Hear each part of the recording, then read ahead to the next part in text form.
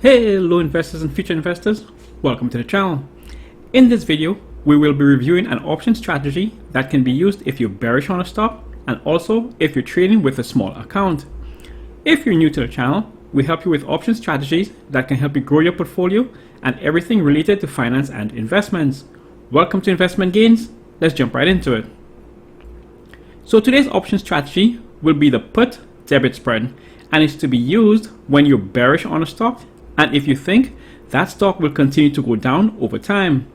This is a bearish strategy and is not very popular since the market usually goes up a lot more than it goes down. However, you can implement this strategy on a stock that has seen an insane gain in the short term, essentially betting that the share price will tank. Now, before we jump into these examples, just a reminder to like and subscribe to help support the channel. Your like goes a very long way in helping out the channel. Thank you so much, and I sincerely appreciate you more than you know.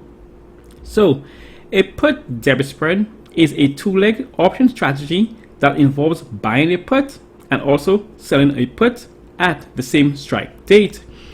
For today's example, we will be using NEO, ticker symbol NIO.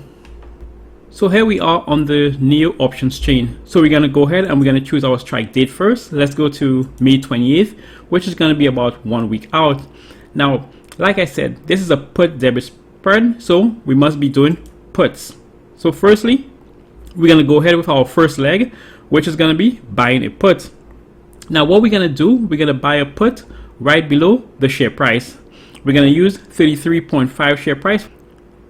Now, in order to buy this put, we will be paying $1.73 or $173. As you may know, each option contract is 100 shares. Now we're going to go over to sell and put, and then we're going to sell our next put right at the 33 strike price, right below our buy put. And for selling this put, we're going to receive $1.48 or $148. Now, we're going to have a difference between our buy and our sell put, and that difference is going to represent the amount we have to pay to get into this contract. So we're going to hit review. Actually, right before we hit review, let's just go ahead and look at the profit loss calculator. I'm going to get back to the profit loss calculator in just one sec, but for now, let's go over your max gain. Now, your max gain is going to be the difference between your two strike prices. So 33.5 minus 33, which is going to be 0.5 or $50. So that is your max gain. However, it is not your max profit. Your max profit is going to be your max gain minus the amount you paid to get into the contract. So your max profit is going to be $25, which is 50 minus 25. So let's jump back into the profit calculator. Now, Robinhood has this option profit calculator here, which I find pretty handy sometimes. So it actually spells out exactly what we're doing. So here it is. Your max profit is going to be $25. Again, the $50 minus the price you paid for it, which is $25, and you're going to get 25. Your max loss is the amount you pay to enter into the contract, which is going to be $25. Now your break-even price is going to be $33.25. So we go to continue. We choose the amount of contracts we want. We're going to choose one.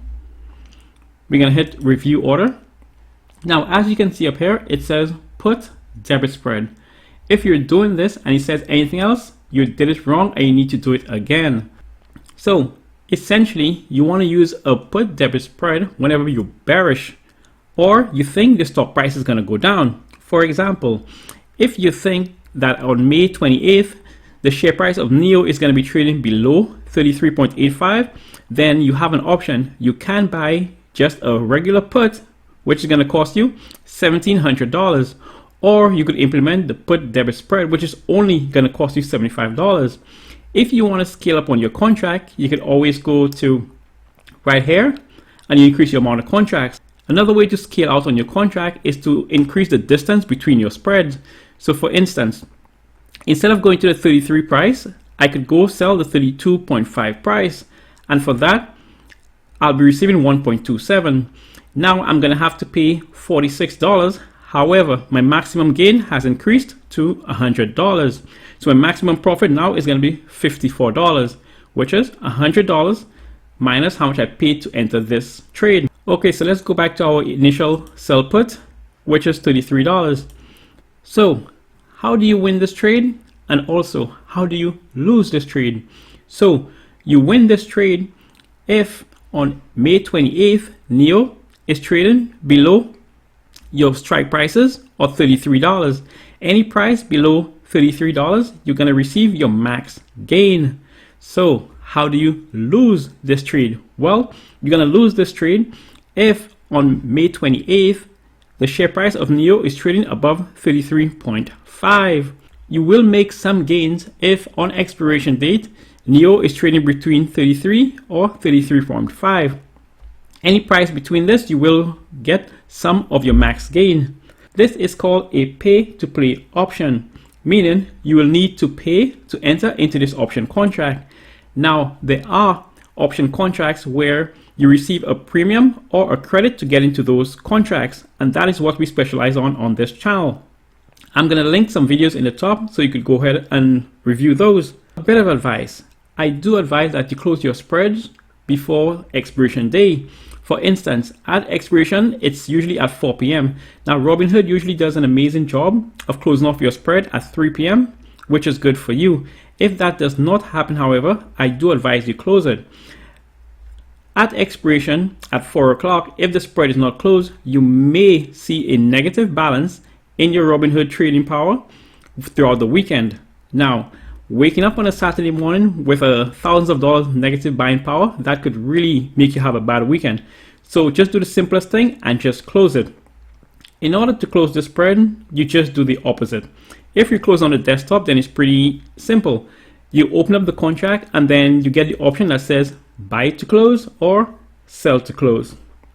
Also, before expiration date, you can close out your contract. If before expiration date, you realize that your option contract has made you a 50%, 70%, or 90% gain, then I advise you to also close it out, take your investment gains, and then wait to trade again another day. Now, I am not a financial advisor, and this is by no means financial advice.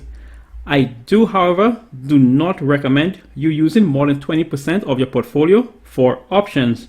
Also, options should be a complement to your portfolio and not make up your entire portfolio. Now that you've made it to the end of this video, please help support the channel, like and subscribe, and hit the notification bell to get an alert whenever I post a video. If you want some free stocks, please use my links in the description below so we can both benefit from free stocks. You can also help support the channel through my Patreon. Thanks for watching, and remember, you never go broke taking your investment gains.